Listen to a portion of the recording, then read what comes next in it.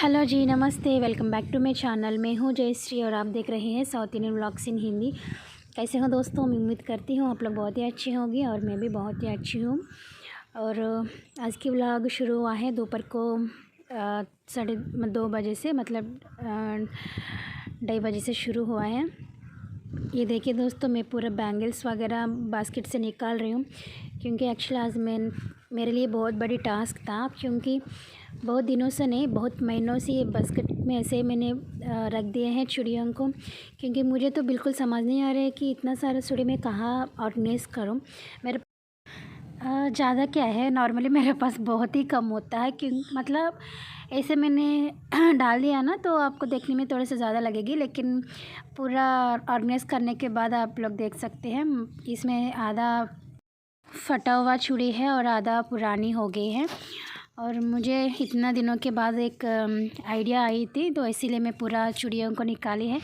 मैं ज़्यादा इंटरेस्ट नहीं दिखाती हूँ चूड़ी लेने के लिए, लेकिन आजकल कुछ मतलब थोड़ा सा इंटरेस्ट आ रहा है सभी को देख के, तो इसीलिए मैं आजकल कहीं मेला में जाओ ना तो कहीं जो शॉपिंग में जाएगी ना, तो बैंगल्स लेना शुरू किया हूँ। बाहर तो मिलेगी, मतलब चूड़ी रखने के लिए अलग से बॉक्सेस वगैरह होता है, लेकिन छोटी छोटी बॉक्सेस होगी तो पूरा चूड़ी नहीं रख सकती हूँ। अगर बड़ी बड़ी बॉक्सेस होगी तो थोड़ा सा महंगा पड़ती है, तो इसलिए मैंने नहीं लिया हूँ। और मैं कभी उतना इंटरेस्ट भी नहीं दिखाई है, तो इसीलिए इतने दिनों के बाद कुछ आइडिया आई है। और पूरा बैंगल्स को मैंने एक ही बास्केट में रख दिया ना, तो कहीं जाने के समय मुझे बहुत मुश्किल होती थी, मतलब पूरा सेट करने में, मतलब कौन से कलर किस मतलब कैसे मैच हो जाता है, ये पूरा मुश्किल हो जाता है ना। तो हमेशा मैं ये एक ही बैंगल्स पहन के जाती हूँ, निकालने में मुश्किल हो जाता है ना, इसीलिए तो इतने दिनों के बाद इस बैंगल्स को निकाल के सेट करना लगी हूँ। और देखिए दोस्तों, यही था मेरा टिप। मैंने फैंसी स्टोर में जाके वहीं पर जो चूड़ी बॉक्सेस मिलते हैं ना, नॉर्मल उन लोग बेचते हैं, तो कार्डबोर्ड वाली बॉक्सेस होता है ना, तो उन लोगों से पूछेंगे तो उन लोग दे देते हैं, फ्री में दे देते हैं, क्योंकि उन लोग फेंक देते हैं। वो उन लोग क्या करेगी इस बॉक्सेस लेकर, तो काली जो बॉक्सेस होता है ना, तो पूछेंगे तो दे देता है। तो इसीलिए मैं 2 बॉक्सेस ले आई थी, तो वो 2 बॉक्सेस मेरे लिए हो जाएगी। देखिए पूरा निकालने के बाद इतना ऐसी चूड़ी आई है। पहले देखने में ज़्यादा लगी है ना, लेकिन ज़्यादा नहीं, थोड़ा सा चूड़ी है मेरे पास। तो ऐसे मैं बॉक्सेस में रख दिए हैं। आप लोग ये भी काम कर सकता है। क्या है कि इस बॉक्सेस को आपने अच्छे से कवर वगैरह स्टिक करके ये भी कर सकता है। उसके बाद मैं आ गई हूँ किचन पे चाय बनाने के लिए। मेरा तो चाय की टाइम हो गई है। आजकल बहुत मन आ रहा है कि चाय पीने के लिए, पता नहीं क्यों। पहले तो इतना ज़्यादा नहीं था, लेकिन आजकल बहुत ही मन आ रहे। और यहाँ देखिए कैसे गिर गया दूध नीचे। कभी कभी ऐसा होता है ना। तो फिर से मैंने मतलब तुरंत मैंने साफ़ करके फिर मैंने चाय बनाई थी। अगर तुरंत नहीं साफ़ करेगी तो ड्राई हो जाएगी ना, इसीलिए। और चाय तो बन गई, और मैंने इसी दिन चाय में पोहा डाल के खाई थी। आप लोग में कितने लोग ऐसे खाते हैं और कितने लोगों को पसंद है, मुझे कमेंट सेक्शन में ज़रूर बताना दोस्तों। मुझे तो बहुत पसंद है चाय में पोहा डाल के खाना, और हमारे तेलुगु में पोहा को अटकलू बोला जाती है। उसके बाद नित्या ने आ गए स्कूल से।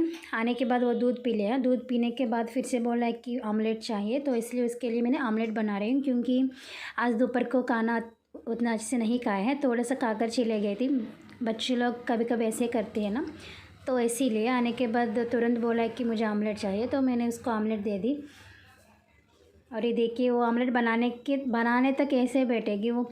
अगर कुछ पूछेगी ना मतलब खाने के लिए, और वो बनाने तक ऐसे ही बैठती रहेगा, कुछ बोलती रहता है हमेशा। और यहाँ पर भी कुछ बोल रहे हैं। और एक्चुअली मैंने वो आने से पहले आज मैगी बनाने के लिए सोच रही थी, क्योंकि दोपहर को कुछ खाया नहीं है ना, इसीलिए। लेकिन मैंने ये बैंगल्स वगैरह ठीक करने में लग गए ना, तो टाइम निकल गए, आप आ गए, तो मैंने बनाए नहीं। तो खुद ही बोला है कि मुझे ऑमलेट चाहिए, इसलिए मैंने ऑमलेट बना के दे दी, और उसको ऑमलेट दे दिया। वो तो खाती रहेगी, तब तक मैं बर्तन धोने लगी हूँ दोस्तों। तो मैं नॉर्मली बर्तन 3 बार धोती हूँ, सुबह नाश्ता होने के बाद, और दोपहर को खाना और चाय दोनों होने के बाद एक बार, और रात को खाना होने के बाद एक बार, पूरा 3 बार धोती हूँ। ऐसे धोएगी ना तो जल्दी काम हो जाती है, ना तो बहुत ज़्यादा बर्तन हो जाता है। ऑफ कोर्स सभी लोग ऐसे करती होगी। और मैंने बोली थी ना सासू माँ ने गाँव चले गए और कुछ दिन लगेगी आने के लिए, तो मैं अकेली हूँ। आई मीन मेरा हस्बैंड भी था, लेकिन वो कभी कभी सासू माँ के पास खा लेता है जाकर, मतलब ज़्यादा दूर नहीं है दोस्तों, तो कभी कभी यही खा लेता है। अगर हम दोनों हो गए तो खाना बनाने के लिए मन आती है, लेकिन अकेले हो गए तो खाना बनाने के लिए बिल्कुल मन नहीं आती दोस्तों, क्योंकि आलस आ जाता है ना, इसीलिए। तो आज तो मैं अकेली हूँ, फिर भी मैं बनाई थी कढ़ी और उसके साथ भिंडी की फ्राई बना लिया। तो इसलिए ज़्यादा बर्तन भी नहीं है, इसलिए मैं अकेली हूँ ना, इसीलिए। तो बर्तन तो धो लिया। धोने के बाद उसके बाद मैंने पानी गर्म कर रही हूँ नित्या के लिए, क्योंकि बार बार तबीयत ख़राब हो रहा है ना, इसलिए आजकल मैं उसको गर्म पानी दे दें। थर्मोस में डालने से मतलब अच्छा रहता है ना, इसलिए मैं उसमें डाल रही हूँ, ना तो बार बार गर्म करना पड़ता है। तो थर्मस में डाल दिया और मैंने फिर से गर्म कर रही हूँ। पहले ज़्यादा पानी लेकर गर्म कर लेती हूँ और बाद में पीने के समय थोड़ा थोड़ा गर्म करके दे देती हूँ, मतलब लुकेवार्म दे देती हूँ। और उसके बाद देखिए मैंने उड़द दाल को भिगा के रखी थी। देखिए 1 गिलास मैंने उड़द दाल को डाली थी और 3-4 घंटे के बाद अच्छे से भीग जाता है। उसके बाद अच्छे से उसका ऊपर की छिलका निकालनी है। मैं सिंक में ही धो लेती हूँ, लेकिन धोने के समय ये जो जाली वाली बर्तन होता है ना, वो रखने से क्या होता है, जो उसका छिलका सिंक के अंदर नहीं जाएगी। अगर अंदर जाएगी तो स्मेल आ जाता है, इसीलिए मैं जो जाली वाली कटोरी को रखती हूँ तो उसमें रह जाता है छिलका। और कुछ लोगों ने पूछ रहे कि डोसा की बैटर बना के दिखाओ, लेकिन ऑलरेडी मैंने सेपरेटली वीडियो किया है दोस्तों। अगर नहीं देखा होगी तो इस व्लॉग में आप देख सकते हैं। देखिए मैंने 1 गिलास उड़द दाल को 4 घंटा पहले भिगा के रखी थी और इसका अच्छे से मैं साफ़ करने वाली हूँ अभी। मतलब पूरा छिलका निकालने की ज़रूरत बिल्कुल नहीं है दोस्तों, क्योंकि उसमें भी विटामिन्स होता है।